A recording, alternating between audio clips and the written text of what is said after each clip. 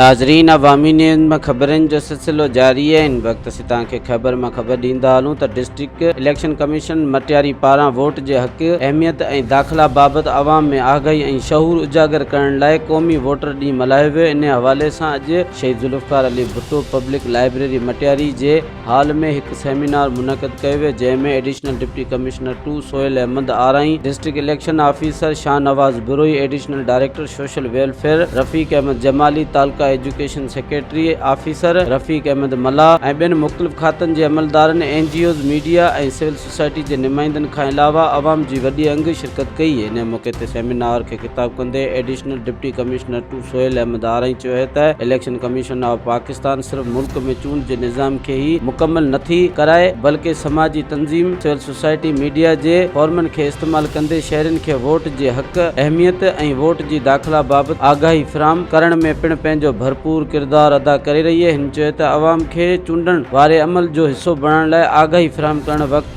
जी अहम ज़रूरत है। इन मौक़े ते district election commissioner Matiari Shahnawaz Buroi चयो त इहो ई क़ौम तरक्की कंदी है जेका पंहिंजे वोट जो सही इस्तेमाल कंदी है। मज़ीद खबरों और तफसीलात के लिए विजिट करें हमारी वेबसाइट www.awamiNewsHD.com।